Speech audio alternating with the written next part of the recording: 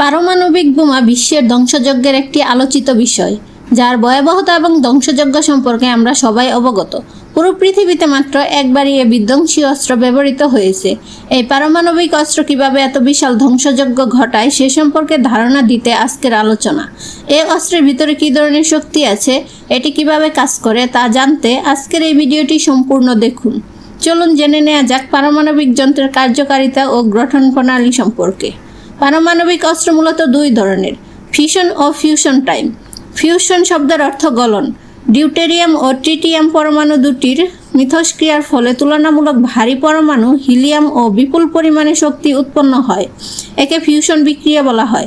আমাদের বহুল পরিচিত সূর্য একটি উৎকৃষ্ট উদাহরণ, যেখানে অনবরত ডিউটেরিয়াম ও ট্রিটিয়াম থেকে হিলিয়াম ও শক্তি উৎপন্ন হয়।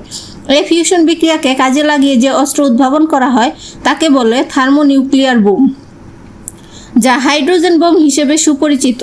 1952 সালে হাঙ্গেরীয় এক কেমিক কৌশলী এডওয়ার্ড টেইলর সর্বপ্রথম হাইড্রোজেন বোম আবিষ্কার করেন। অন্যদিকে ফিশন এর শাব্দিক অর্থ বিভাজন। একটি ভারী পরমাণুকে নিউট্রন দ্বারা ভেঙে শক্তি উৎপন্ন করার নামই হলো ফিশন। বর্তমানে পরমাণু শক্তি এতটাই শক্তিশালী যে পূর্বের তুলনায় 80 গুণ বৃদ্ধি পেয়েছে। বর্তমানে নিউট্রন বোমগুলো আকারে ছোট কিন্তু অনেক পাওয়ারফুল। তেজস্ক্রিয় পদার্থ ইউরেনিয়াম ও প্লুটোনিয়াম শক্তি কয়লার সমান এনার্জি প্রডিউস করতে পারে। তেজস্ক্রিয় পদার্থ ইউরেনিয়াম ও প্লুটোনিয়াম শক্তি সম্পর্কে যদি ধারণা দেই, তাহলে 1 কেজি ইউরেনিয়াম 27 লক্ষ কেজি কয়লার সমান এনার্জি প্রডিউস করতে পারে। একটি দ্রুতগামী নিউট্রন ইউরেনিয়াম বা প্লুটোনিয়াম পরমাণুকে আঘাত করে অনেক শক্তি উৎপন্ন করে। এভাবে পরমাণুগুলোর প্রক্রিয়া চলতে থাকে যতক্ষণ পর্যন্ত জ্বালানি শেষ না হয়। একটি বোমাকে যখন এয়ারক্রাফট থেকে ফেলা হয় তখন থেকে এর কার্যক্রম শুরু হয়ে যায়। পেছনে পাখা বিদ্যমান থাকায় এটিকে ব্যালেন্স করা সম্ভব হয়। ভিতরে 24 ভোল্টের ব্যাটারি ছিল, যা টাইমার এবং বোমের গায়ে লাগানো সেন্সরকে অ্যাক্টিভেটেড করে দেয়। সেন্সরটি গ্রাউন্ড থেকে হাইটকে চেক করতে থাকে।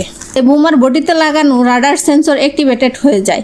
পরে ফায়ারিং সুইচকে অ্যাক্টিভেটেড করা হলে এটি নলের সাহায্যে স্পার্কে কোর্ডেড পাউডারকে হিট করে, যেখানে স্পার্ক হওয়াতে এক্সপ্লোজনে হিট করে। এক্সপ্লোজন থেকে carbonate trans tank disk 300 metre per second গতিতে এর ফ্রন্ট সাইডে, যেখানে রাখা হয়েছে সিলিন্ডার ফর্মে ইউরেনিয়াম 2.35K। যখন এই ইউরেনিয়াম রিং স্পিডে এসে সিলিন্ডারে সেট হয়ে যায়, তখন তার পেছনে থাকা ইনিসেন্টারকে ইনজেক্ট করে থাকে, আর তখন থেকেই তার ফিউশন প্রক্রিয়া। যতক্ষণ পর্যন্ত না ফিউশন প্রক্রিয়া সম্পন্ন হয় ততক্ষণ পর্যন্ত এই মেটাল ইউরেনিয়ামকে হোল্ড করে রাখে। যখন এই ফিউশন প্রক্রিয়া সম্পন্ন হয়ে যায় তখন সেখান থেকে এত এনার্জি নির্গত হয় যে সেই মেটাল গলে গিয়ে ব্লাস্ট হয়ে যায়।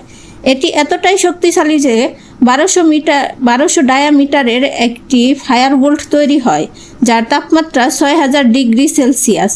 3টি কারণে মানুষজন মারা যায়, তা হলো ব্লাস্ট, ফায়ার অ্যান্ড রেডিয়েশন।